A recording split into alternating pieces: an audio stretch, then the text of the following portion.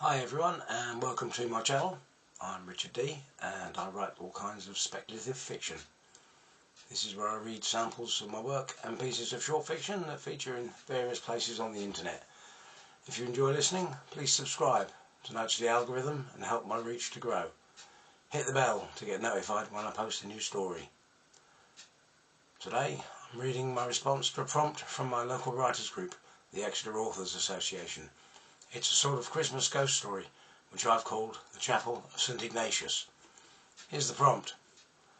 Anabelle is so frustrated with her annoying parents on Christmas Day that she goes on a long country walk. She steps into a secluded old chapel and finds herself face to face with a very handsome man. The only problem is that she's gone back in time. What happens next? "I've had enough. I'm going for a walk," Anabelle announced. "Good," said her father. "Perhaps you'll calm down and see sense." He paused. "You're not always right, you know." Anabelle ignored him. He was so out of touch with the modern way of thinking. In a way, he was part of the problem. She got up and left the room, walking down the hallway towards the front door.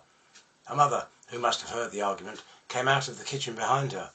"What's the matter, dear?" she asked, her voice full of concern. "I'm sorry, Mum," she said, as she pulled her boots on by the front door. "I can't stick it with him. He seems to know exactly how to wind me up.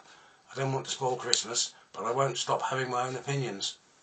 Her mother sighed. "I know," she said. "He can be annoying sometimes. If you're going for a walk, be careful."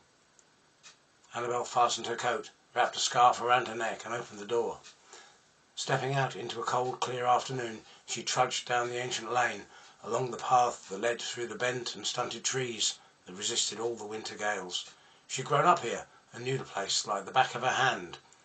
She would walk along the lane, through a gate and up the steep path to the ruins of the Chapel of St Ignatius.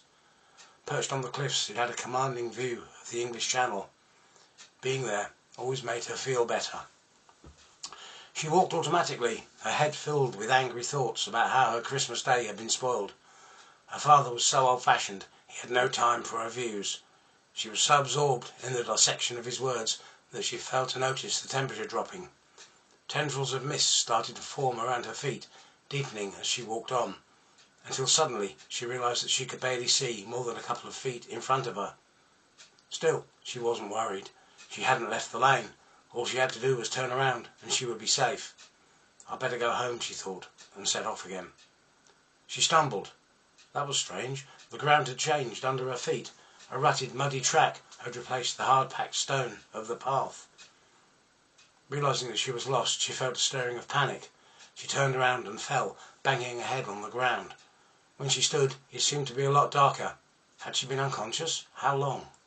The fog swirled around her as she struggled to get her bearings. All she needed to do was find the trees at the side of the lane. She walked forward 10 paces, turned 90 degrees and walked 10 more.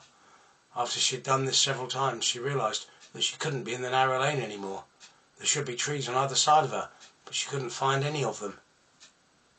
Then, through the grey, she saw light. She moved towards it, climbing up a steep slope.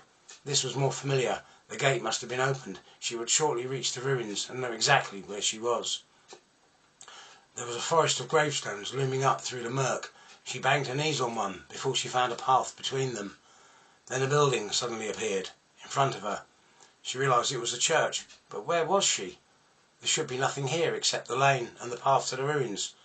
She must be dreaming, and yet it felt so real. Lights flickered in the stained glass windows. She walked along the wall until she found a stout wooden door studded with nails. Desperate to get some shelter, she pushed it open. Inside, the church was lit by candles. It was warm and welcoming. There was a strong odour of incense. But where was she? Did it really matter? She could find out while she stayed inside. The location would come up on her mobile phone's map. She ought to call her parents too and tell them where she was and that she was all right. She pulled her phone from her pocket, only to find that there was no signal. She moved closer to the aisle to see if that improved things. Then she saw a man kneeling in front of the altar. He must have heard the door close behind her, because he stood. He turned and walked towards her.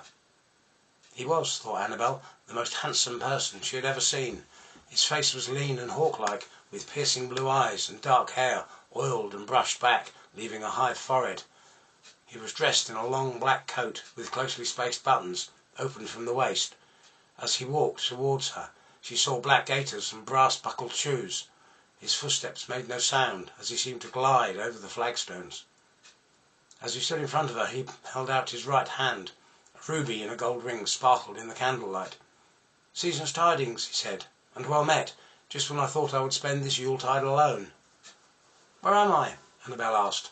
His words sounded strange, his accent thick and barely understandable. He looked surprised and pulled his hand away.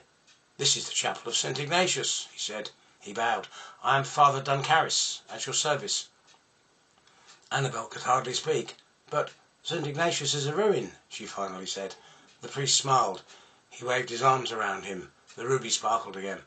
"Look," he said, "I can assure you that in this year of our Lord 1819 it is not."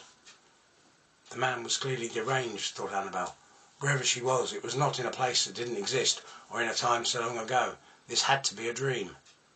"I think I will go now," she said. "This cannot be real. The year is 2023. She turned and started to walk towards the door. Somehow, and she wasn't quite sure how, Father Duncaris was there before her. "That will not be possible," he said. "I'm sorry." "Out of my way," Anabelle said, pushing him to one side.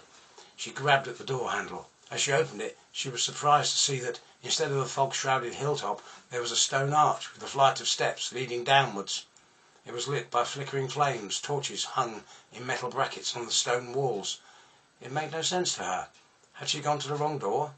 What was going on? "I'm afraid that nobody can leave," the priest said. "Let me explain. The chapel and I are cursed to wander through time. We appear only for a day, and always in a different year.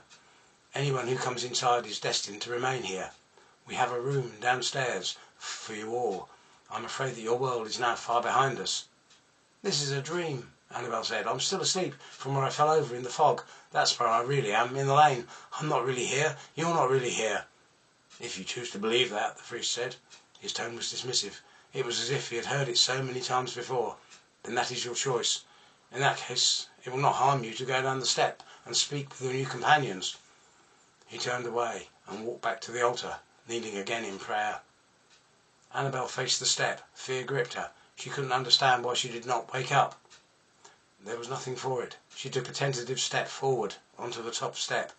Below her, she could hear the muttering of 1,000 voices. I hope you enjoyed that. Check back for more new content soon.